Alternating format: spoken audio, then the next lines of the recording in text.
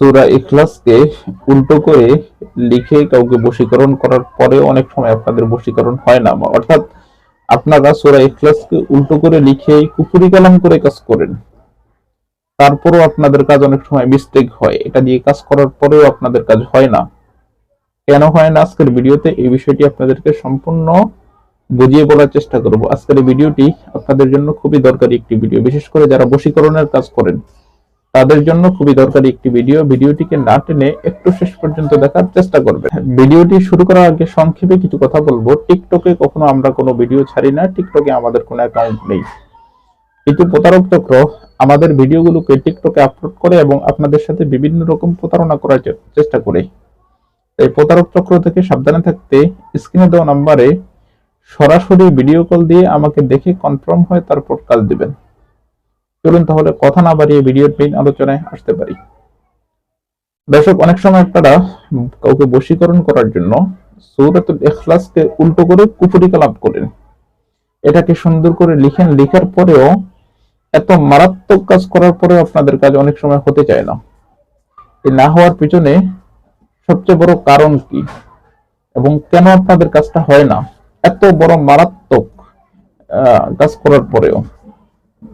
প্রথমত আমি আপনাকে যেটা বলবো, সূরাতুল ইখলাসটাকে যে আপনি উল্টো করে লিখছেন, এই লেখাটার ভিতরে আপনার যে কোনো ভুল আছে, না হলে তীর মিস হতে পারে, আপনার কাজ মিস হওয়ার কোনো সম্ভাবনা নেই। তীর মিস হতে পারে, এই কাজটা মিস হওয়ার কোনো সম্ভাবনা নেই, যেহেতু এটা কুফরি কালাম। কুফরি কালাম দিয়ে কাজ করলে, বশীকরণের কাজ করলে তো কখনো মিস হয় না।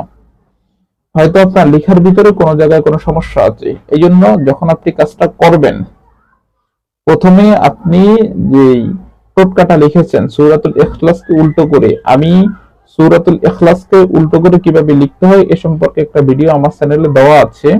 আমি ওই ভিডিওটার লিংক এই ভিডিও ডেসক্রিপশন বক্সে দিয়ে দিব, আপনারা ভিডিওটা সুন্দর করে দেখবেন কোন নিয়মে লিখতে হয় এবং কিভাবে এটাকে ব্যবহার করবেন। ওই নিয়মটাও সম্পূর্ণ ওখান থেকে ফলো করবেন। হয়তো আপনার লেখার ভিতরে কোনো একটা ভুল করেন, আর লেখার ভিতরে ভুল থাকার কারণে এত কষ্ট করে আপনি কাজটা করার পরেও আপনার কাজটা হয় না। অথবা ওই টোটকাটার নিচনে যে ছেলের নাম এবং মেয়ের নাম লিখতে হয় এবং ওদের যে অ্যাড্রেস এবং লোকেশন লিখতে হয়, ওখানে আপনি হয়তো ভুল করেন কোনো একটা কিছু। ভুলটা করেন কিভাবে? আপনি হয়তো শুধু ছেলের নাম এবং মেয়ের নামটা উল্লেখ করে দেন, কিন্তু বিষয়টা এমন না।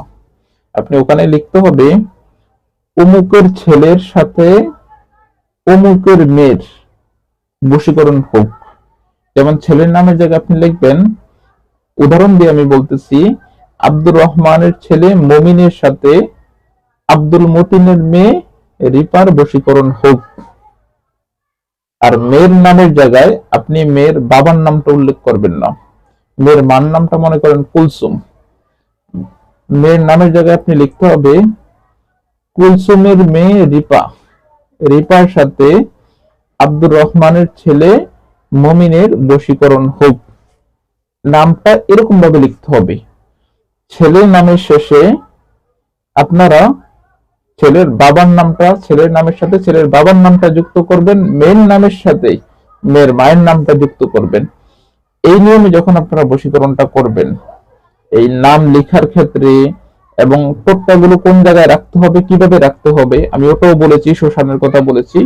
এই সম্পূর্ণ নিয়ম প্রসেস গুলো নাম লেখার ভিতরে, টোটকা লেখার ভিতরে এবং যে নিয়ম বলছে এই নিয়ম এভরিথিং জায়গায় যখন আপনারা ভুল না করবেন এবং 100-100 যখন কাজ করবেন, সূরাতুল ইখলাসকে উল্টো করে আপনি খুব সহজে যে কোনো লোককে বশীকরণ করতে পারবেন। যদি আপনি উল্টো কোনো কিছু করেন বা 1% পরিমাণ ব্যতিক্রম কোনো কিছু করেন, তাহলে তো আপনাদের কাজ হবে না, 100% আপনাদের কাজ হবে না। এই জন্য সূরাতুল ইখলাসকে উল্টো করে কেউ যদি কাজ করেন, এই কাজ হচ্ছে গ্যারান্টি কাজ। এই কাজ বশীকরণের জন্য গ্যারান্টি কাজ, কিন্তু আপনাদের লেখার ভিতরে ভুল আছে অথবা নাম লেখার ভিতরে ভুল আছে। এই জন্য লেখাটাকে, টোটকাটা লেখার সময় খুব কনফার্ম করে নেবেন ঠিক আছে কিনা। অনেকে বাংলাতে লিখেন, বাংলাতে লিখলে তো কাজ হবে না ভাই, লিখতে হবে আরবিতে। আর শীঘ্রই আরেকটা বশীকরণের কাজ আসবে, এটা তীরের মতো কাজ করবে, 2-1 দিনেই কাজ করবে। এটা হচ্ছে আয়াতুল কুরসিকে উল্টো করে বশীকরণ লিখবেন। ওই ভিডিওটা আমি শীঘ্রই 2-1 দিনের ভিতরে আপলোড করব আপনাদের মাঝে। আপনারা ওই ভিডিওটাও দেখবেন, আশা করি ইনশাআল্লাহ শীঘ্রই পাবেন আপনারা ওই ভিডিওটা দিয়ে যদি কাজ করেন তাহলে ইনশাআল্লাহ আপনাদের কাজ 100% হবে।